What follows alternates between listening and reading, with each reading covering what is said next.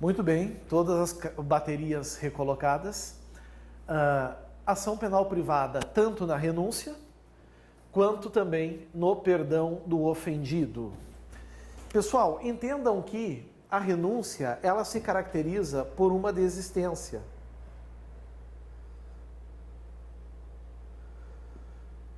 Um abrir mão. Por isso, somente em ação penal privada. Lembrem que em ação penal pública, o Ministério Público não pode desistir. Logo, o Ministério Público nunca poderia renunciar. Perdão do ofendido, a mesma coisa. Se caracteriza por uma desistência. E por isso também ação penal privada, porque o Ministério Público não pode, por lei, perdoar. Claro, existem algumas exceções. Na renúncia, a questão da transação penal, se isso não seria uma forma de renunciar ao direito de ação. E no perdão do ofendido aqui, certo? A figura da suspensão condicional, enfim. Mas a regra é essa, desistência, desistência. Certo? Bom, o que é preciso cuidar agora, pessoal? Aqui nós vamos ter uma desistência de ingresso. É a desistência de ingressar com a ação.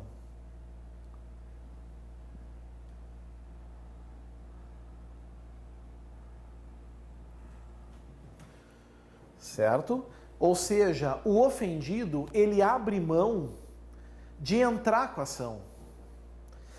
Por isso, pessoal, que é importante cuidar com aqui, ó. Aqui é uma desistência não de ingressar, mas de prosseguir.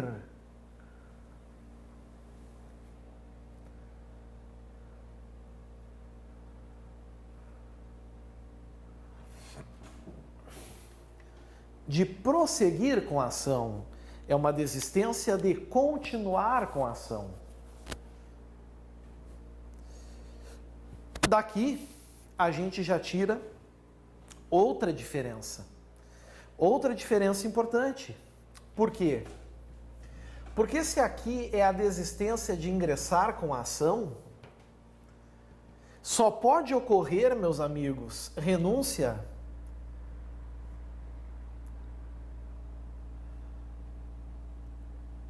antes de oferecida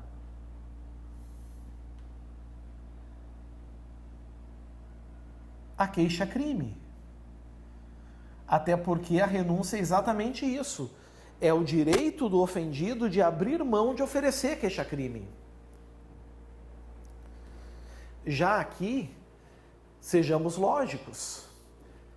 Se a desistência de prosseguir com a ação, de continuar com ela, é porque ela já se iniciou.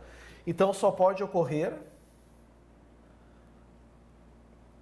após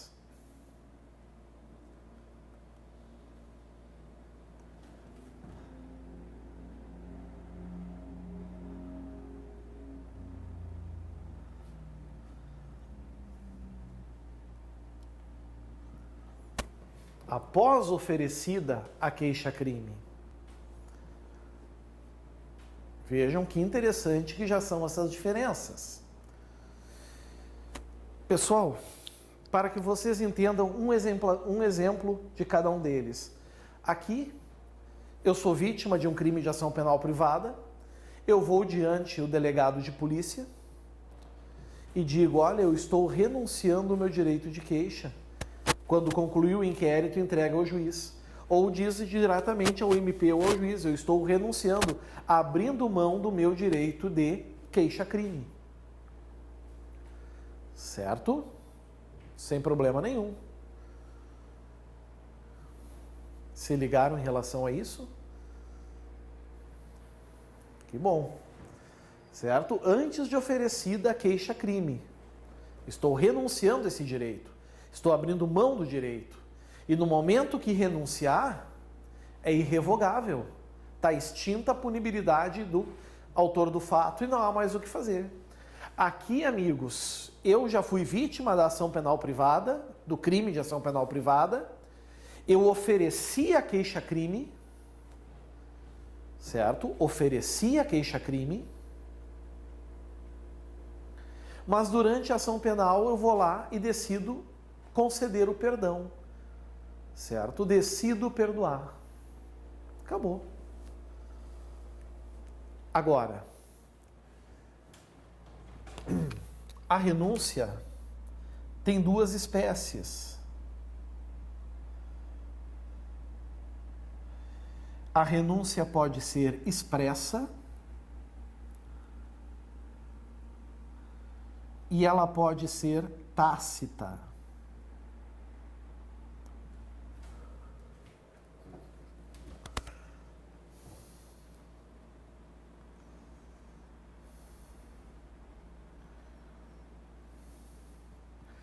Espécies pode ser expressa e pode ser tácita. Aqui, as duas modalidades, os dois institutos se assemelham. Qual é a diferença?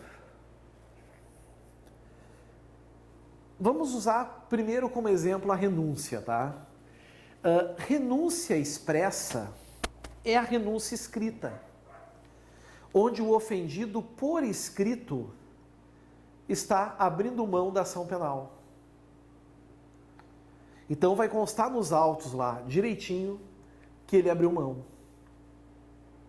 Já a renúncia tácita é a prática de comportamentos incompatíveis com o desejo de oferecer queixa-crime contra alguém. Então, por exemplo, o A pratica um crime de ação penal privada contra B. O B faz um boletim de ocorrência. Durante as investigações, ou seja, antes de uma queixa-crime ser oferecida, a polícia investiga e conclui que os dois vão juntos ao futebol, um batiza o filho do outro, um frequenta a casa do outro. Isso é comportamento de quem quer processar o outro? Não. A polícia vai incluir esses fatos no inquérito. Esse inquérito, quando concluído, vai para o judiciário. O juiz, percebendo essas circunstâncias, vai declarar extinta a punibilidade pelo quê? Pelo perdão, pela renúncia tácita. Certo? Isso é a renúncia tácita. Cuidem em relação a esse detalhe. O perdão é a mesma coisa. Perdão expresso, ele é, na verdade, aquilo que nós chamamos de perdão escrito. Perdão expresso ou perdão escrito. Ou seja, o indivíduo, por escrito, durante a tramitação processual, declara que está perdoando o querelado. Perdão tácito é a prática de ato incompatível com o desejo de ver o outro condenado durante o processo. Ofereci a queixa, mas se descobre, o Ministério Público, como fiscal da lei, por exemplo, que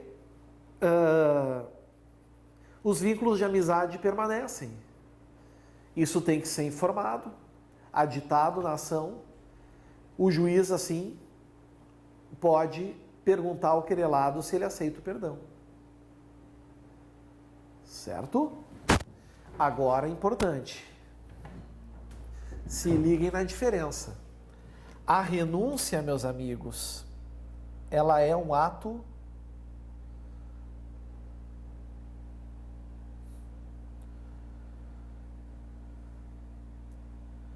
unilateral. A renúncia é um ato unilateral. O que isso quer dizer? Isso quer dizer, amigos, que basta o ofendido renunciar e está resolvido. Não precisa do autor do crime para nada. Simplesmente decido, vou renunciar ao meu direito de queixa, vou lá, renuncio, acabou. Ato unilateral. Todavia, o perdão do ofendido, meus amigos, ele é um ato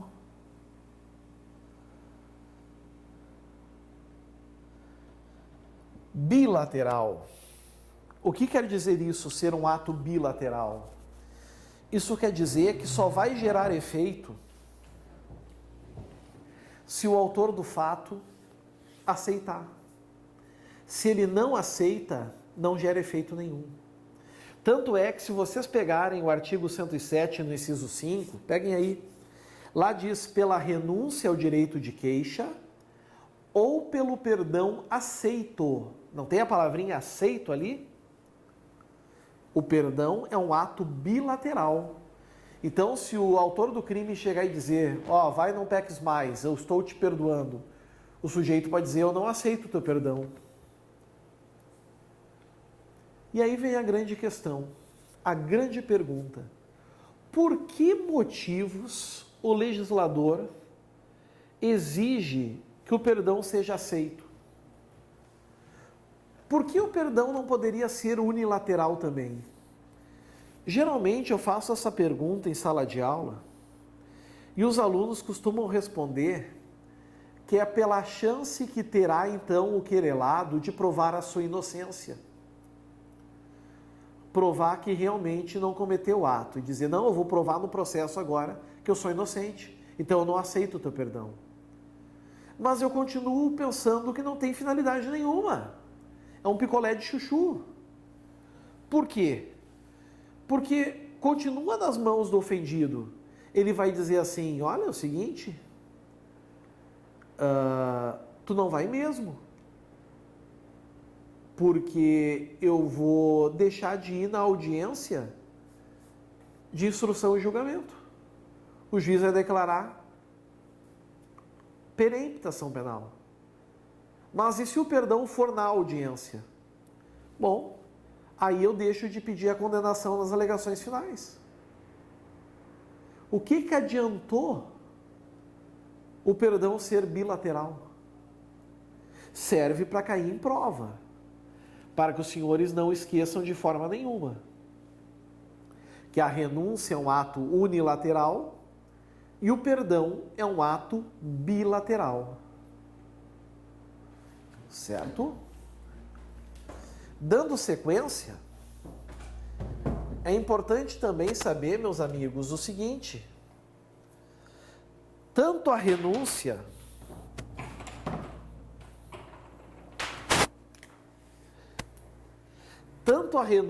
quanto o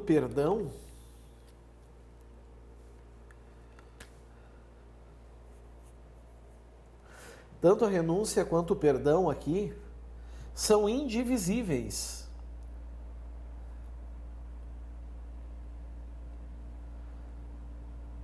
A renúncia é indivisível, o perdão do ofendido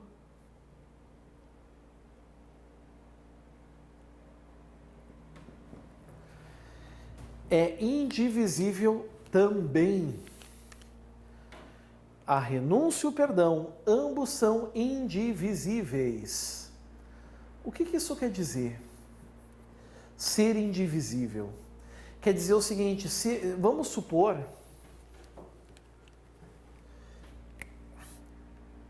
que A é a vítima